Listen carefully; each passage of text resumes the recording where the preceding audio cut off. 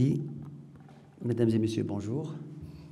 Qu'est-ce que j'ai à dire devant ce qui a été dit pendant cette matinée? C'est très riche, très diversifié, très important quand même. Et ça nous donne une idée claire sur la complexité du chantier de la régionalisation avancée à travers ce qui a été dit par M. Lansar, un homme d'État connu et qui a étalé depuis l'achèvement de la période précoloniale de 2012 et l'achèvement du protectorat de 1955 jusqu'à aller à travers les réformes profondes de la décentralisation. Et c'est vrai que la pratique aujourd'hui a démontré quelques difficultés d'appréhension de ce chantier. Même le rapport de la commission consultative de la régionalisation avancée a prédit qu'on ne peut évaluer ni auditer le chantier qu'après avoir consommé 2 mandats électoraux. On est à mi-parcours et toutes ces expériences aujourd'hui, démontrées par l'analyse de la pratique et le diagnostic approfondi de la pratique des élus au niveau régional et au niveau territorial en général, local, provincial et régional, montrent qu'il y a encore des performances à faire au niveau de ce chantier pour qu'il soit vraiment à la hauteur des inspirations de notre auguste souverain, mais aussi à la hauteur de tout ce qui a été entrepris comme réforme au niveau du processus de la décentralisation. Parce que quand on parle aujourd'hui, quand on évoque le concept régionalisation avancée, c'est comme s'il n'y a plus de décentralisation, il n'y a plus de... Et c'est faux. Le chantier aujourd'hui prête un terrain favorable à la promotion et à la consécration de la décentralisation et par défaut, obligation faite de la déconcentration qui est en cours de construction et on verra par la suite les petits détails à ce sujet-là. Bien évidemment, un rappel rapide une première disposition, article 1er de la Constitution qui dit que le régime du royaume est fondé sur la séparation des pouvoirs, l'autonomie et la collaboration entre les pouvoirs, bien évidemment, et aussi est fondé sur la participation citoyenne, la démocratie participative et la participation citoyenne. Ça veut dire qu'aujourd'hui, le local existe, même avec la dimension régionale. Une simple analyse, la régionalisation, c'est des missions, c'est des espaces, des missions et des compétences. La région, c'est un espace de programmation, de planification, de la planification régionale, un espace de cohérence et de synthèse, mais aussi, elle a la mission du développement économique intégré. La province, comme échelon entre le local et le régional, est un espace qui a la mission de programmation de la coordination et la mission du développement social au milieu urbain, rural, et même au milieu urbain, et aussi du développement rural, développement social et développement rural. Tandis que la commune est un espace des besoins de base et sa mission est d'assurer les services de proximité. Bien évidemment, c'est le chantier le plus difficile à analyser vu l'ampleur et la teneur, la profondeur des discours royaux qui étaient diligentés à maintes occasions, que ce soit à l'occasion des fêtes nationales, que ce soit à l'occasion des événements sous le haut patronage, et que ce soit à l'occasion des colloques et des assises. Sa Majesté n'a pas cessé de rappeler que vraiment, il faut un effort concerté, il faut un effort collaboratif pour aller vraiment de l'avant. Pour ce faire, 2 niveaux qui s'imposent aujourd'hui et qui se sont imposés pour répondre aux besoins de l'ambition royale. un État qui s'est considéré comme un État accompagnateur. Et un élu, comme ce qui a été dit avant, un élu qui était un élu ordinaire pendant toute la durée des réformes, de la décentralisation, surtout l'étape marquée par la charte communale de 1976, ça a été dit par Mme Kawi, à aujourd'hui, et on a voulu faire de cet élu aujourd'hui un élu stratège. Alors nous avons vraiment deux compartiments. Un État qui se veut un État accompagnateur et un élu stratège. Il faut que tout le monde s'y mette pour répondre à la fois à l'ambition royale tellement déclarée, tellement répétée, réitérée à maintes reprises, à maintes occasions, et à la fois satisfaire le besoin de cet espace régional qui est aujourd'hui interpellé pour une dynamique attractive, inclusive. Voilà. L'État, il avait le choix de se positionner pour dire « je dois tracer mon terrain d'intervention ». Et ça a été fait, définir des axes stratégiques. Un, c'est aller vers assurer la cohésion de l'action territoriale. Et c'est un axe vraiment stratégique. Mission 2, développer la responsabilité des élus des territoires, tous niveaux confondus, local, provincial et régional. De 2, accompagner la région dans la définition et dans la maîtrise des compétences élargies, propres, que l'État lui a conférées.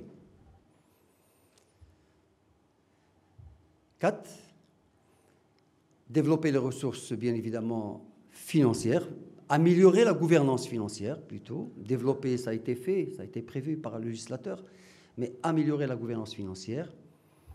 Et puis, il faut que l'État dédie un département pour vraiment soit un catalyseur et soit vraiment le porte-parole de cette fonction d'accompagnement. C'est ce qui a été fait aujourd'hui et à travers l'Association des régions du Maroc et à travers le ministère de l'Intérieur et de l'Action générale des collectivités locales aujourd'hui, qui s'est transformé en pôle de métier pour vraiment répondre aux besoins de cet accompagnement. De l'autre côté, nous avons l'élu stratège. Et au niveau local, cet élu, il faut qu'il soit vraiment à la hauteur de ce qui a été voulu pour qu'il le soit. Et nous avons déclenché des programmes et des actions pour vraiment faire valoir ce processus de décentralisation qui risque aujourd'hui de vraiment... qui complète en quelque sorte, qui consolide la régionalisation avancée. Au niveau local, les partenariats ont beaucoup joué, les partenaires internationaux, et d'ailleurs l'ambassadeur intervenant tout à l'heure, président de Konrad Adenauer, ambassadeur d'Allemagne, est un partenaire privilégié stratégique par rapport à tout ce qui se passe au niveau local marocain pour la promotion de la décentralisation à travers des programmes très ciblés qui visent la participation. Il a mis l'accent tout à l'heure sur la promotion de la participation citoyenne dans les décisions locales à travers plusieurs programmes communs, communes urbaines, programme GIZ, accompagnement de la régionalisation avancée au niveau des provinces du royaume pilote, et puis ainsi de suite, ainsi de suite. Là, on arrive au chantier de la régionalisation avancée et vraiment, effectivement, c'est quoi cet accompagnement qui a été fait? La loi a prévu des engagements, comme ça a été dit par M. Lansar, a prévu des engagements de la part de l'État. 79 textes législatifs et réglementaires qui étaient prévus, imposés par la loi, limités pour un délai de 30 mois. 79, 75 sont déjà publiés et sont déjà, au niveau des textes réglementaires, arrêtés, décrets arrêtés, ainsi de suite. Et puis, des lois qui sont intimement liées à la loi organique, qui sont comme la loi sur le patrimoine des collectivités territoriales, et même d'autres lois qui n'ont rien à voir avec la loi organique. Ils étaient diligentés dans le cadre de cet accompagnement, comme l'état civil, la loi 36-21, qui est vraiment un chantier pharaonique qui digitalise. Et là, on reviendra pour vous dire comment on doit répondre à cette interaction entre le nouveau modèle de développement et ce qui se passe au niveau local et régional. Et puis là, on voit que, comme ce qui a été dit, c'est vrai que la loi n'est pas vraiment...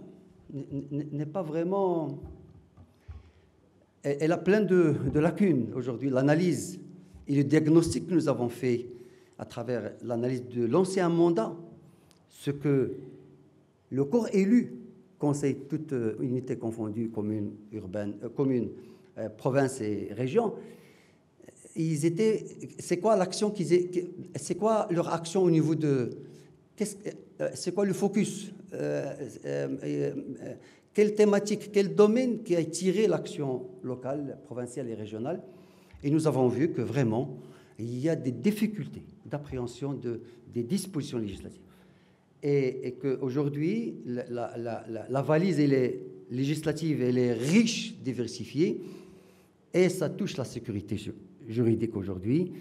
Et on est en train de remédier, bien évidemment, à travers un effort engagé aujourd'hui, un premier pas, pour aller vers une réforme des lois organiques, et bien évidemment en concertation avec tous les acteurs des territoires locaux et régionaux. Et voilà. La question qu'on peut avoir aujourd'hui, c'est que est-ce que ce chantier de régionalisation avancée LIOMA aujourd'hui répond parfaitement aux valeurs et aux déterminants du nouveau modèle de développement? Tout à fait. Il présente une plateforme adéquate pour l'action régionale. Les 5, vous le savez tous, les 5 axes stratégiques du nouveau modèle de développement allant du numérique jusqu'au Marocain du monde, l'approche administrative, volet financier, et ainsi de suite, les 5 axes stratégiques aujourd'hui, l'action régionale se retrouve à travers ce qu'elle peut entreprendre comme étant compétence propre et partagée. N'oublions pas que, même à titre de rappel, que le nouveau modèle de développement a relevé quelques défis qui sont clairs aujourd'hui, qu'ils étaient discutés par nos différents intervenants, a relevé le défi de la maîtrise et de la définition des compétences des régions, a relevé le défi de la programmation et de la planification régionale, même le défi de financement, défi de la participation citoyenne qui est le cœur battant de nos métropoles et du processus de développement des territoires.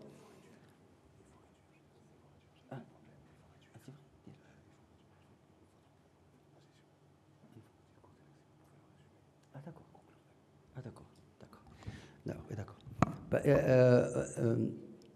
Apparemment, j'ai tardé. J'ai 20 minutes. 10 minutes. J'avais 20 minutes. Hein? Ah, d'accord. Ah, c'est parce qu'il y a des... D'accord.